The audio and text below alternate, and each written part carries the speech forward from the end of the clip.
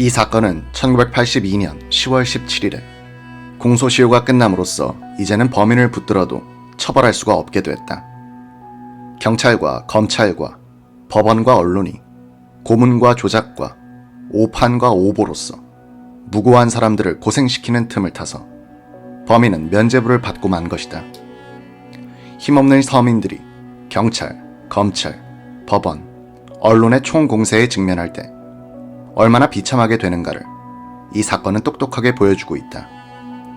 제도의 범죄는 처벌되지 않고 개인의 피해는 회복될 수 없음을 고문 후유증으로 40대에 요절한 김기철 씨는 폐인이 된 그의 몸과 정신으로 입증하였다. 이 기사는 1981년부터 1982년에 걸쳐 월간 마당에 쓴 것이다.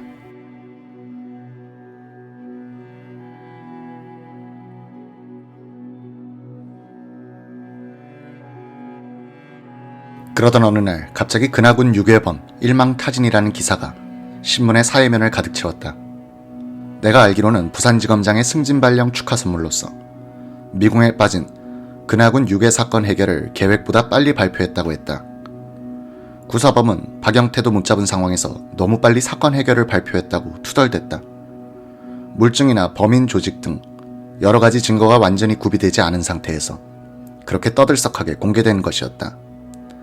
범인 첩표가 알려진 후 대신동 근하군 집 앞에서의 현장 검증 때는 구경꾼들로 인산인해를 이루었는데 이때부터 나는 정대범을 묶은 포승을 잡고 따라다녔다. 대구에서의 현장 검증을 위해 대구역 플랫폼에 도착했을 때의 일이다. 정대범이 나에게 야 덕수야, 내가 신호를 하면 포승줄을 늦춰다오. 기자 새끼들 카메라 몇 개 박살낼 테니까 라고 소근댔다.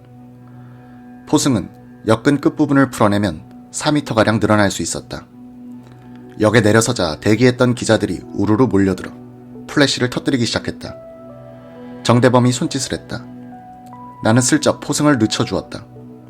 그와 동시에 대범이의 얼굴에 초점이 맞추어진 어느 사진기자의 카메라를 향해 2단 엽차기가 터져나갔다. 퍽 하는 소리와 함께 나둥그러진 카메라를 힐끗 쳐다보며 정대범이 싱긋 웃어 보였다. 대구역에서 대구교도소로 향하는 현장 검증팀의 뒤로는 차량의 행렬이 꼬리를 물었다. 경찰 사이카를 선두로 구경 인파를 정리할 기동대 차량, 지프, 각 신문사의 깃발을 높이 매단 승용차, 방송국 차량 등 마치 카 퍼레이드라도 벌이는 듯했다. 덕수야 임마, 너 우리 덕분에 출세했다. 언제 이렇게 칸보이를 받아가며 드라이브를 해보겠나.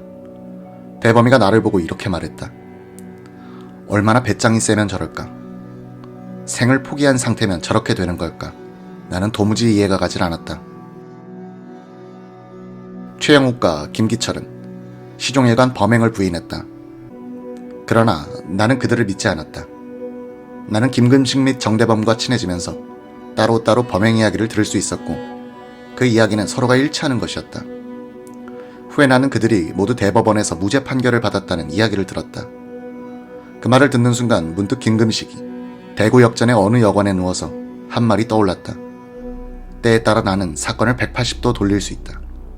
나의 머리는 법전을 다 웬다. 정대범이 아무래도 당신들은 범인이 아닌 것 같은데 하고 묻는 기자들에게 한 말도 떠올랐다. 나는 이미 사형을 각오하고 있다. 이번 사건이 무죄가 되는 경우 2번 다시 이런 사건이 안 나도록 내가 저들을 죽이겠다. 그 자식들이 나를 이용해 욕골로 만들었다. 김금식이나 정대범과는 이상한 인연으로 정이 들었다.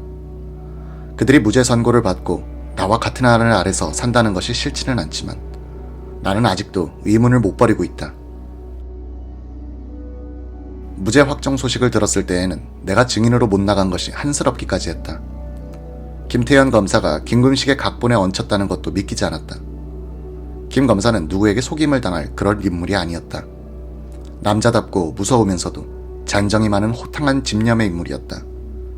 신문을 할 때의 그의 말투는 상대방의 허점과 패부를 찌르는 섬뜩한 맛이 있었고 아랫사람들을 무섭게 다루면서도 농담도 곧잘했으며 특히 범죄 세계의 속어들을 잘 구사하여 과연 명검사구나 라는 인상이 아직도 남아있다. 그 김검사가 김금식의 함정에 빠졌다니 나는 귀신에 홀린 기분이 들 뿐이었다. 이제 1982년 10월 17일로 그 사건도 공소시효가 끝난다니 언젠가 김금식과 대범이를 만나 막걸리 한 잔이라도 나누면서 옛날 얘기로 돌려야 할 그날의 진실을 알아봐야겠다. 금식형, 그리고 대범이, 만약 이 글을 읽거든 나에게 연락 한번 주길 바라오.